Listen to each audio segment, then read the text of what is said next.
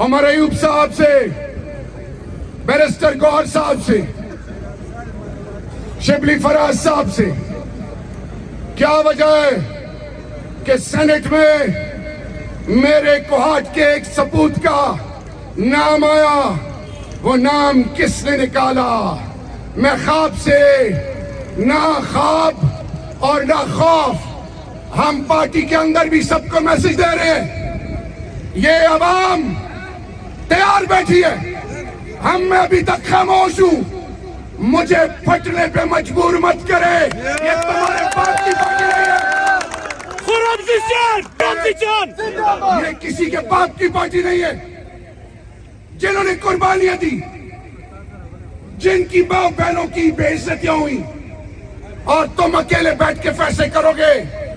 میں نے پارلیمان کے اندر بھی کہا تھا اور آج بل 4 کہہ رہا ہوں، اس رب ذوالجلال کی قسم، اس نے کہا کہ میں خٹک نہیں ہوں گا، میں کہتا ہوں میں کوہاٹ اور پاکستان کا سپوت نہیں ہوں گا، جو خان کے خلاف جائے گا میں اس کے راستے میں سب سے بڑی رکاوٹ ہوں گا انشاءاللہ۔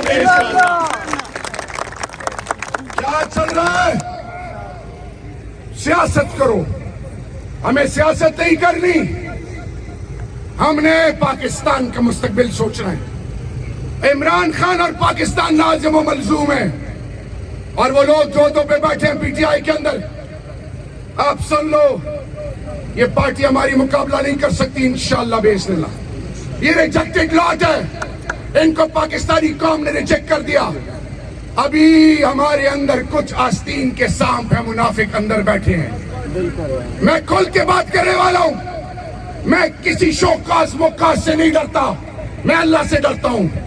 عمر ایوب بھائی آپ کے گھر میں آیا، میں آج علی امین خان سے بھی کہہ رہا ہوں، میں آج پی ٹی آئی کی لیڈرشپ کو کہہ رہا ہوں کہ آج میری فائنل آپ کے لیے میسج ہے، ورکر کو اٹھائیں، لائلسٹ کو اٹھائیں، وہ جو پارٹی کی بنیاد ہے، اوپر پیراشوٹس ریجیکٹڈ ہیں، جنہوں نے خاک کے کمر میں چنے گھونپے، آپ پھر ان کو گلے لگا رہے ہیں، ہم ان کو گلے لگانے نہیں دیں گے۔